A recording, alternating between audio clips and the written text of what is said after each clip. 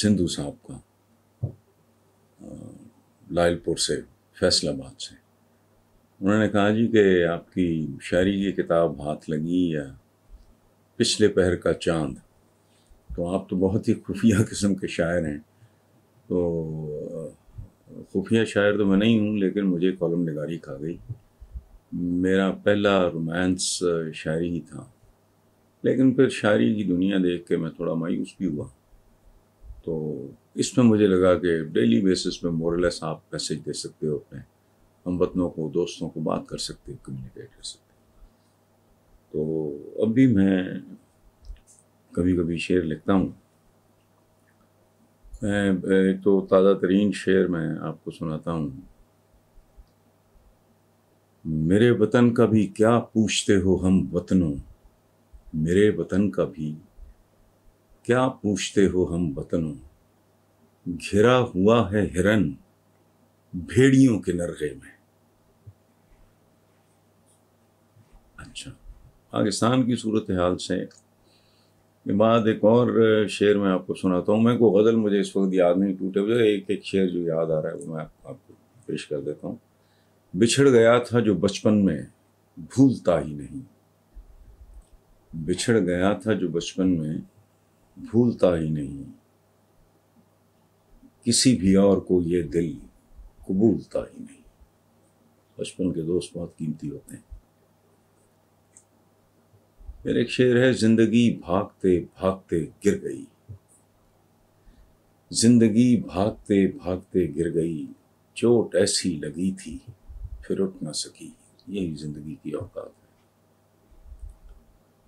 फिर एक शेर है, वो सबसे मुख्तलिफ है, बहुत ही अजीब है, इस शहर भर में अपना अकेला रकीब है। वो बहरहाल आखिरी शेर, मैं वो बच्चा जो जजीरे में अकेला रह गया, मैं वो बच्चा जो जजीरे में अकेला रह गया, खुद ही अपना बाप खुद ही अपनी माँ बनना पड़ा। इसमें मैं थोड़ा एक्सप्लेन कर दूं कि ये बच्चा इस मुल्क के अवाम है। माँ बाप का साया पाकिस्तान बनते ही सर से उठ गया।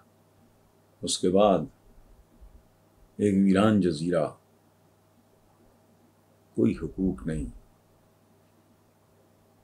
माजी तकलीफ थे, हाल इंतहाई तकलीफ थे, मुस्तकबिल के आगे सवालिया निशान।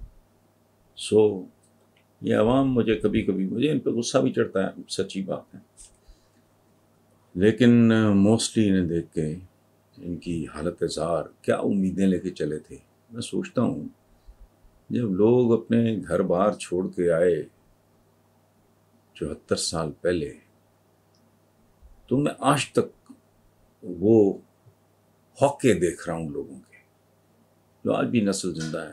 तो आज भी, पिछले दिनों में मुनीर नियाज़ी साहब का एक मजमून पढ़ रहा था जिसमें उन्होंने कहा कि मैं और Amanat Ali Khan, the great singer, कि मैं और अमानत अली खान पाकिस्तान बने चंद साल हुए थे, हम लाहौर में बिल्कुल एक गुमशुदाना रूहों की तरह फिरते थे और हम दोनों बड़ा वक्त इकट्ठे गुजारा करते थे।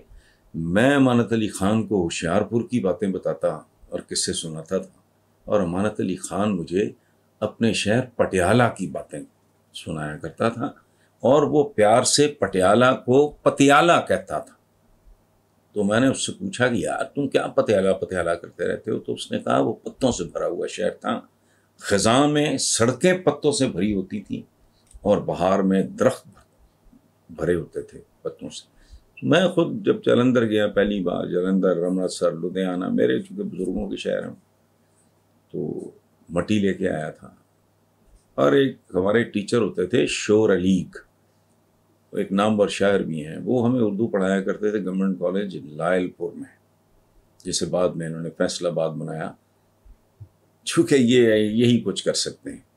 भाई आपको किंग फैसल के साथ आपका वैसा इश्क है तो कोई नया शहर उनके नाम पे, लेकिन नहीं। बाहर उन्होंने एक शेर लिखा जिस पे बड़ा शोर मचा था उस वक्त। उन्होंने लिखा था, झुलसते हुए रेगजारों की खातिर, झुलसते हुए रेगजारों की खातिर, महकते हुए गुलसितां छोड़ा है, सो बहरहाल ये शोर अली साहब का शेर है। तो खलील सिंधु साहब, अल्लाह आपको खुश रखे, आप जहाँ भी हैं, लेकिन आपकी फरमाइश थी, मैंने चंद शेर पेश कर दिए।